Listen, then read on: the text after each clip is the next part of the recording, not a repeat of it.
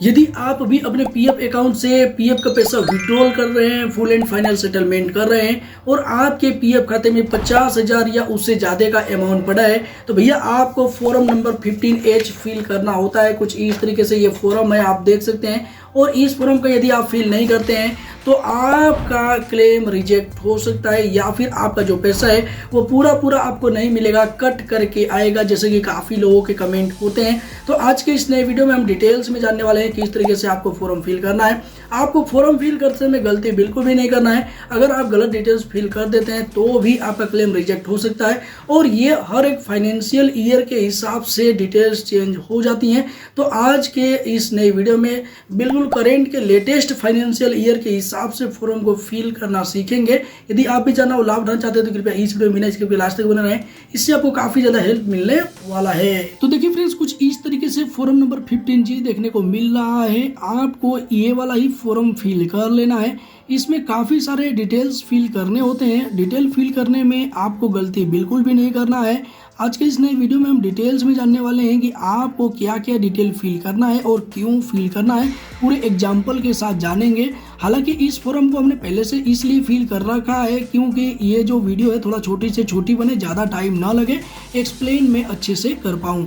तो देखिए फ्रेंड्स, यहाँ पे आप देख सकते हैं फॉर्म नंबर 15H और यहाँ पे आपको सबसे पहले देखने को मिल रहा है आपको असेसी का नाम यानी कि डिक्लेरेंट का नाम लिख लेना है। जिस भी पर्सन का आप पीएफ विड्रॉल कर रहे हो उसका ही नाम इधर लिखना है। उसके बाद से उस पर्सन का यहाँ पे पैन कार्ड नंबर या फिर आधार नंबर, आप दोनों में से कोई एक इंटर कर सकते हो। मैं यहाँ पे बताऊंगा मेरी तरफ से कि भैया आप यहाँ पे अपना पैन कार्ड नंबर ही प्रयास कीजिए कि लिखिए मैक्सिमम केस में।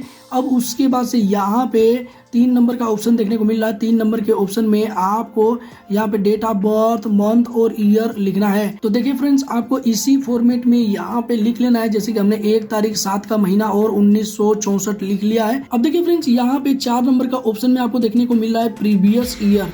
देखिए प्रीवियस ईयर आपको बिल्कुल ठीक फिल करना है, जैसे कि हमने यहाँ पे 2024-2025 लिख लिया है। तो ऐसा नहीं है कि आप अभी 2024-2025 लिख दोगे, और यदि अब मैंने लिखा है तो ऐसा नहीं है कि बिल्कुल मैंने सही लिखा है। देखिए मैं इसके लिए एग्जाम्पल के साथ आपको बताऊंगा जिससे कि आपको पता चल पाए, कॉन्फिडेंस हो पाए कि ये जो हमने डिटेल्स फिल किया है बिल्कुल सही फिल किया है। ये हर एक फाइनेंशियल ईयर के बाद चेंज हो जाता है। अब देखिए फ्रेंड्स, यहाँ पे इसके साथ साथ ही हम जानेंगे असेसमेंट ईयर क्या होता है। देखिए क्योंकि यहाँ पे पूछ रहा है और असेसमेंट ईयर भी हमने भरा है, देखिए। और उसके बाद से यहाँ पे डिटेल्स में इसमें और भी आपको फिल करना होता है, जो कि इसका डिक्लेरेशन वाला पोर्शन है ना, डिक्लेरेशन वाला पोर्शन देखिए यहाँ भी इसके बारे में डिटेल्स में फिल करना है। तो यहाँ पे इतनी जगह पे आपको फिल करना है और इतने टाइप के क्वेश्चन पूछ रहा है। देखिए प्रीवियस ईयर एंडिंग ऑन कब एंडिंग हो रहा है, तो इसके बारे में आपको पहले जानना पड़ेगा कि ये होता क्या है, तो ही आप अच्छे तरीके से फिल कर पाएंगे। और आप में से कुछ लोग ऐसा है कि जानते हैं तो बहुत ही अच्छी बात है। थोड़ा सा अब मैं यहाँ पे एक्सप्लेन कर देता हूँ, क्योंकि ये वीडियो वो लोग भी देखेंगे जिनको नहीं पता इसके बारे में, तो वो गलत ना फील करें, इसके लिए हम यहाँ पे देख लेते हैं। तो देखिए फ्रेंड्स, इस फॉर्म के पीछे ही बैक साइड ही मैंने यहाँ पे एक्सप्लेन कर दिया है और आपको मैं बता देता हूँ। तो देखिए यहाँ पे आज की जो डेट है वो यहाँ पे 16 अप्रैल 2024 है। जी हाँ फ्रेंड्स, देखिए 16 अप्रैल 2024 को ये फॉर्म हम भर रहे हैं। तो आज के डेट में देखिए यहाँ पे मैंने शॉर्टकट में लिखा है, ये आपका कैलेंडर ईयर है। देखिए CY कैलेंडर ईयर, जो नॉर्मल हमारा कैलेंडर ईयर होता है, कैलेंडर ईयर, प्रीवियस ईयर समझेंगे, फाइनेंशियल ईयर, प्रीवियस ईयर, और यहाँ पे असेसमेंट ईयर। तो देखिए यहाँ पे जो कैलेंडर ईयर होता है ना, नॉर्मल ईयर होता है, जैसे कि हमने 2024 आज चल रहा है ना 2024, तो 1 जनवरी को हमने नया साल सेलिब्रेट किया था। तो ये नॉर्मल कैलेंडर ईयर में आपका जो समय चलता है वो 1 जनवरी 2024 से लेकर के 31 दिसंबर 2024 को ये ख़त्म हो जाएगा। फिर से 1 जनवरी आएगा 2025, तो हम नया साल सेलिब्रेट करेंगे। लेकिन अभी आपका अकाउंटिंग में थोड़ा सा चेंज रहता है। अकाउंटिंग में 3 टाइप के ईयर और आप सुनोगे, एक तो फाइनेंशियल ईयर, उसके बाद से प्रीवियस ईयर और ये असेसमेंट ईयर। इन तीनों में कॉमन एक चीज़ होता है कि ये जो ईयर चालू होता है ना अकाउंटिंग में, वो 1 अप्रैल से स्टार्ट होता है और 31 मार्च को ख़त्म होता है। देखिए 31 मार्च के बाद 1 अप्रैल आएगा तो भैया अकाउंटिंग में नया साल सेलिब्रेट किया जाता है, नया साल होता है। अब देखिए यहाँ पे जो फाइनेंशियल ईयर होता है या फिर प्रीवियस ईयर होता है, ये दोनों सेम होते हैं। देखिए अब जैसा कि हम ये फॉर्म फिल कर रहे हैं 2024 में, तो देखिए अगर आप इस फॉर्म को कभी भी फिल करोगे 1 अप्रैल 2024 से लेकर के 31 मार्च 2025 के बीच में कभी भी फिल करोगे तो आपके लिए फाइनेंशियल ईयर 2024-2025 ही आएगा। क्यों? क्योंकि आपका 1 अप्रैल 2024 से चालू हुआ है और ये 31 मार्च 2025 को खत्म हो जाएगा। एंडिंग ऑन पूछा जा रहा था ना कि कब ये खत्म होगा, तो ये 31 मार्च 2025 को खत्म होगा। अब उसके बाद से सेम प्रीवियस ईयर दोनों सेम होता है, यहाँ पे मैंने इसलिए ऐसा कर दिया है। उसके बाद से असेसमेंट ईयर समझना जरूरी है। असेसमेंट ईयर भी हमारे फॉरम में पूछा जा रहा है। तो देखिए असेसमेंट ईयर 1 साल के बाद का होता है। अब मैं नॉर्मल से आपको बोल दूं कि 1 साल के बाद का होता है, तो आपके मन में अगर क्वेश्चन आ रहा होगा कि 1 साल के बाद क्यों होता है, तो ये बहुत ही अच्छी बात है। तो एक रफ एग्जाम्पल के साथ मैं समझा देता हूँ। मान लीजिए कि ये अप्रैल चल रहा है ना, तो मार्च के महीने में जो भी आपकी इनकम हुई रही होगी ना इनकम, तो आपका जो पूरा इनकम 1 मार्च से लेकर के 31 मार्च तक का पूरा हिसाब किताब आपका अप्रैल में आपके एम्प्लॉयर के द्वारा दे दिया जाएगा। अप्रैल में जो भी हिसाब हो रहा है, अब 1 मार्च को ही तो आपको नहीं पता चल जाएगा कि 31 मार्च के बीच में आप कितने दिन काम करोगे, कितना ओवर टाइम रहेगा आपका या फिर कितना छुट्टी रहेगी। तो ये सारा कुछ पता चल जाता है अप्रैल महीने में, यानी कि ये पूरा महीना खत्म होने के बाद पता चलता है। ठीक इसी तरीके से अकाउंटिंग में होता है। ये पूरा जो ईयर चल रहा है ना 2024-2025, ये पूरा खत्म हो जाएगा तब पता चलेगा कि इस पूरे ईयर में के दौरान आपने कितना काम किया है, आपका जो भी इनकम वगैरह हुआ है, क्या कुछ टैक्सेबल इनकम तो नहीं है, वो सारे का हिसाब किताब आपका यहाँ पे 2025-2026 में होने वाला है। तो इसलिए असेसमेंट ईयर 2025-2026 होता है। अब देखिए अगर आपका ये प्रीवियस ईयर चेंज हो जाएगा, इधर 2025-2026 हो जाएगा, तो इधर 1 साल बाद 2026-2027 हो जाएगा। तो देखिए हमने काफ़ी ज़्यादा डिटेल्स में समझा है। तो इसलिए आपको यहाँ पे इस फॉर्म में हमने यहाँ पे 4 नंबर के ऑप्शन में, देखिए यहाँ पे 4 नंबर के ऑप्शन में 2024-2025 भर दिया है। देखिए फ्रेंड्स उसके बाद से यहाँ पे जो 5 नंबर है, 5 नंबर से लेकर के आपको देखने को मिल रहा है कितना, यहाँ पे 11 नंबर तक आपको अपने आधार कार्ड के हिसाब से पूरा डिटेल फिल करना है, पर्सनल डिटेल फिल करना है। जो भी ये पर्सन है ना डिक्लेरेंट, इनका आधार कार्ड लेना है और इनके आधार कार्ड के हिसाब से पूरा एड्रेस फिल करना है। जैसे देखिए यहाँ पे फ्लैट, डोर, ब्लॉक नंबर दिखने को मिल रहा है, तो इनके आधार कार्ड के हिसाब से विंग बी आता है, तो विंग बी हमने लिख दिया है। उसके बाद से यहाँ पे नेम ऑफ प्रीमियस, जो भी बिल्डिंग वगैरह का नाम है वो आपको लिखना है। तो यहाँ पे आगमन सिटी मैंने लिख लिया है। यहाँ पे अगर आप किसी बिल्डिंग वगैरह में रह रहे हैं तो उसका नाम होता है, वो नाम ही यहाँ पे लिख दीजिए। आपके आधार कार्ड में जो एड्रेस है उसके हिसाब से ही आपको लिखना है, ये भी आपको ध्यान रखना है। उसके बाद से अगर नहीं है, कोई बिल्डिंग वगैरह नहीं है तो कोई बात नहीं, यहाँ पे खाली छोड़ सकते हैं, 1-2 ऑप्शन तो खाली छोड़ सकते हैं। देखिए फ्रेंड्स यहाँ पे आपको देखने को मिल रहा है रोड, स्ट्रीट, लेन। तो देखिए यहाँ पे आपका जो भी आता है एरिया के हिसाब से वो लिखना है। इनके केस में मैंने यहाँ पे गुंडल रोड लिख दिया है। उसके बाद से यहाँ पे एरिया लोकेलिटी जो आता है वो आपको लिखना है, यहाँ पे मैंने राजकोट लिख दिया है। उसके बाद से टाउन, सिटी, डिस्ट्रिक्ट जो भी है वो आपको लिखना है। यहाँ पे इनके हिसाब से मैंने गुड़गांव लिख दिया है। देखिए यहाँ पे आपको काफ़ी सारा वेरिएशन देखने को मिल रहा होगा कि यहाँ पे कहीं आगमन सिटी लिख दिया, कहीं राजकोट लिख दिया, कहीं गुड़गांव लिख दिया, क्योंकि राजकोट और गुड़गांव में तो काफ़ी अंतर है। लेकिन क्योंकि मैं यहाँ पे डेमो बता रहा हूँ, एक्चुअल डिटेल नहीं फिल कर रहा हूँ, इसलिए मेरा ऐसा है। लेकिन आपको बिल्कुल एक्चुअल ही फिल करना है। अब देखिए यहाँ पे स्टेट आपको लिख लेना है, स्टेट हरियाणा, तो हरियाणा हमने यहाँ पे लिख दिया है। उसके बाद से यहाँ पे 11 नंबर में जो भी आपका पिन कोड आता है एरिया का वो लिखना है। उसके बाद से ईमेल आईडी है तो आप लिख दीजिए कुछ इस तरीके से, नहीं है तो आप ब्लैंक छोड़ सकते हैं। देखिए यहाँ पे हमने ये ब्लैंक छोड़ दिया और ये ब्लैंक छोड़ दिया तो भी चलेगा, कोई दिक्कत वाली बात नहीं आएगी। उसके बाद से फ्रेंड्स यहाँ पे आपको देखने को मिल रहा है 13 नंबर ऑप्शन में टेलीफोन नंबर या फिर आपको मोबाइल नंबर लिखना है। अब देखिए टेलीफोन नंबर है तो आपको एसटीडी कोड के साथ लिखना है, और अगर मोबाइल नंबर है तो मोबाइल नंबर आप लिख दीजिए। यहाँ पे मैंने +91 करके यहाँ पे 9 से लेकर 0 तक गिनती लिख दिया है, क्योंकि यहाँ पे उल्टी गिनती लिखा है, मतलब गलत मोबाइल नंबर लिखा है, लेकिन आपको सही मोबाइल नंबर लिखना है। उसके बाद से यहाँ पे 14 नंबर में आपको देखने को मिल रहा है कि क्या आपने इनकम टैक्स रिटर्न फाइल किया है।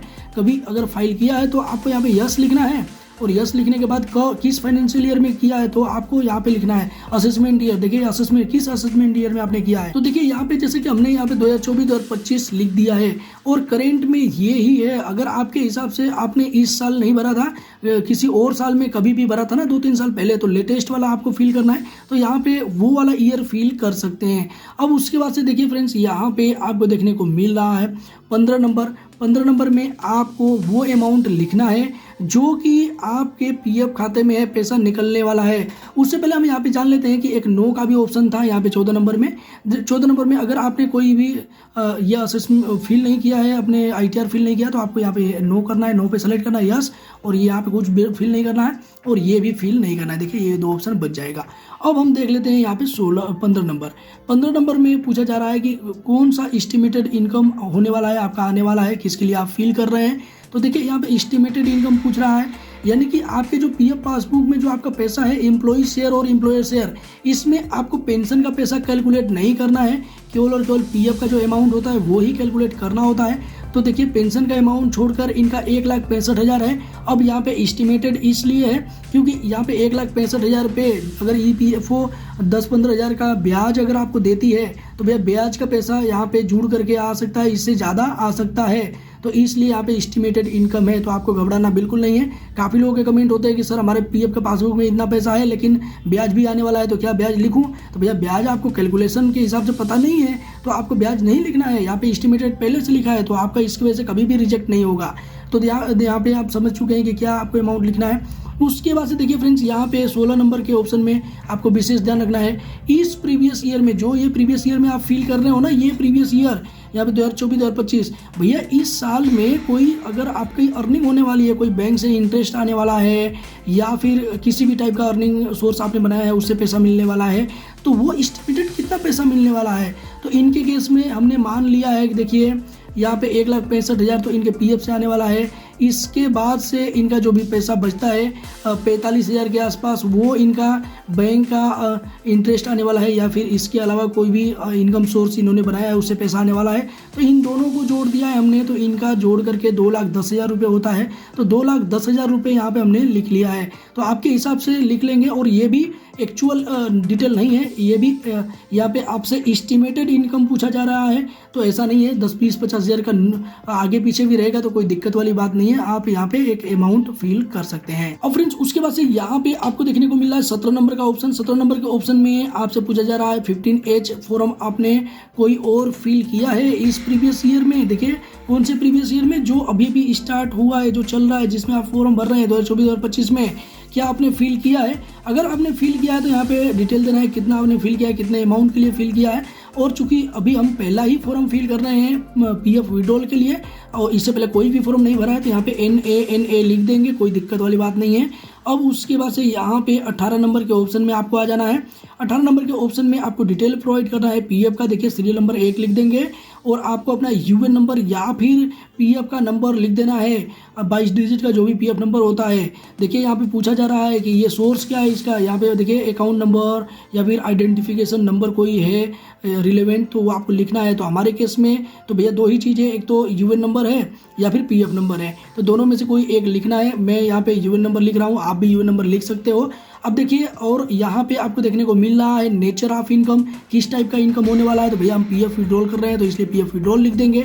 अब देखिए यहाँ पे सेक्शन के बारे में पूछा जा रहा है किस सेक्शन के अंडर में आता है, तो यहाँ पे 192A 192A आपको लिखना है। अब देखिए फ्रेंड्स ये सेक्शंस अलग अलग होते हैं इनकम टैक्स डिपार्टमेंट के द्वारा अलग अलग केस में। तो अगर आपको जानना है डिटेल्स में कि किस सेक्शन में कौन सा डिटेल आता है तो आप इसके लिए कमेंट कर सकते हैं, तो मैं डिटेल्स में वीडियो प्रोवाइड कर दूंगा। लेकिन पीएफ विड्रॉल के लिए आपको यहाँ पे सभी लोगों को 192A ही लिखना है। तो अब ज़्यादा डिटेल्स में बात नहीं करेंगे, वीडियो ज़्यादा लेंथी हो जाएगी। अब देखिए फ्रेंड्स यहाँ पे आपको अमाउंट लिख लेना है। अमाउंट में आपका 1,65,000 लिखना है। जो अमाउंट आप निकाल रहे हो पीएफ से, देखिए 1,65,000 रुपये निकाल रहे हैं पीएफ से, यही अमाउंट यहाँ आपको लिखना है। उसके बाद से यहाँ पे आपका सिग्नेचर जो भी है वो फिल कर देना है। उसके बाद से देखिए फ्रेंड्स यहाँ पे एक डिक्लेरेशन का भी पोर्शन है। देखिए यहाँ पे सबसे नीचे देखने को मिल जाएगा, ये देखिए यहाँ पे ये वाला पोर्शन, डिक्लेरेशन वाला पोर्शन जरूर आपको फिल करना है। इसमें आपको नेम लिख लेना है, जिस भी पीएफ मेंबर का आप भर रहे हैं उनका नाम यहाँ पे लिख दिया है। उसके बाद से जैसा कि हमने काफ़ी ज़्यादा डिटेल्स में समझा है कि जो भी प्रीवियस ईयर चल रहा है उसका एंडिंग कब होगा, तो यहाँ पे 31 मार्च 2025 को एंडिंग होगा, तो इसलिए हमने फिल कर लिया है। उसके बाद से फ्रेंड्स यहाँ पे आपको देखने को मिल रहा है असेसमेंट ईयर के बारे में भी हमने काफ़ी ज़्यादा डिटेल्स में जाना है। तो असेसमेंट ईयर हमने फिल कर लिया है 2025-2026, आपको भी इसी तरीके से कर लेना है। उसके बाद से आपको अपना प्लेस लिख लेना है, आपके केस में जो भी प्लेस आएगा, हमने यहाँ पे राजकोट लिखा है। उसके बाद से फ्रेंड्स यहाँ पे डेट आपको फिल कर लेना है। चूंकि हम आज 16 अप्रैल 2024 को फॉर्म भर रहे हैं तो इसलिए 16 अप्रैल 2024 लिख लिखा है। आपके केस में आप जिस भी डेट को फिल कर रहे हैं वही डेट फिल कर लीजिए। काफ़ी मेंबर्स का एक इशू कॉमन रहता है कि भैया आज मैं फॉर्म 16 तारीख को भर रहा हूँ, लेकिन मैं क्लेम करूँगा 30 तारीख को या फिर 25 तारीख को क्लेम करूँगा, या फिर मैं आज ही करना चाहता हूँ लेकिन पीएफ की वेबसाइट में एरर है या फिर किसी कारणवश मैं कर नहीं पा रहा हूँ, तो क्या ये फॉर्म चलेगा? बिल्कुल चलेगा जी, दौड़ेगा। आज आपने फॉर्म भरा है, 2-4-10 दिन बाद आप आराम से तसल्ली से अप्लाई कर देना, आपका क्लेम रिजेक्ट नहीं होगा, सेटल हो जाएगा डेफिनेटली। यहाँ पे एक सिग्नेचर छूट गया है, ये सिग्नेचर आपको कर देना है। ये डिक्लेरेंट का ही सिग्नेचर यहाँ पे होने वाला है। ये सारा सिग्नेचर मैंने फर्जी किया है, सारा डिटेल्स मैंने फर्जी फिल किया है, लेकिन समझाया बिल्कुल सही है कि आपके केस में क्या होना चाहिए। अब देखिए फ्रेंड्स, आपको करना क्या है कि ये जो भी फॉर्म है ना, ये 15H, इसमें और भी पार्ट होते हैं। देखिए इसका सेकेंड पार्ट भी होता है। सेकेंड पार्ट कुछ इस तरीके से होता है। देखिए सेकेंड पार्ट आपको फिल करना नहीं है, लेकिन इस पार्ट को भी आपको अपने मोबाइल फ़ोन से स्कैन कर लेना है या फिर फ़ोटो खींच लेना है और वेबसाइट पे अपलोड कर देना है PDF फाइल बना करके। देखिए ये आपको देखने को मिल रहा है कुछ इस तरीके से, ये ब्लैंक ही आपको अपलोड करना है, लेकिन इस फॉर्म के जो फॉर्म आपने भरा है ना, इसके साथ ही अटैच करके अपलोड करना है। डेफिनेटली आपका सफलतापूर्वक क्लेम सेटल हो जाएगा। तो आई होप कि इस वीडियो को आपने शुरू से लेकर लास्ट तक बिना स्किप पूरा देखा है और पूरा वीडियो देखा है, तो डेफिनेटली आपको काफ़ी ज़्यादा हेल्प मिला होगा। और फ्रेंड्स, यदि आपकी एज 60 साल या उससे ज़्यादा है तो ही आपको इस वाले फॉर्म को फिल करना है। यदि आपकी एज 60 साल से कम है तो इसके लिए आपको फॉर्म नंबर 15G फिल करना होता है। 15G फॉर्म किस तरीके से फिल करते हैं इसका डिटेल वीडियो हमने बना दिया, रिकॉर्ड कर दिया है और चैनल पे भी अपलोड कर दिया है। वो वाली वीडियो भी आप चेकआउट कर सकते हैं। इस वीडियो को आप अपने दोस्त मित्रों के साथ फ्री आप कुछ किसी प्लेटफॉर्म पर शेयर कर सकते हैं जिससे उनकी भी सहायता हो सके। इसी के साथ मिलते हैं किसी नेक्स्ट इन्फॉर्मेटिव वीडियो में। तब तक के लिए जय हिंद, जय भारत, वंदे मातरम।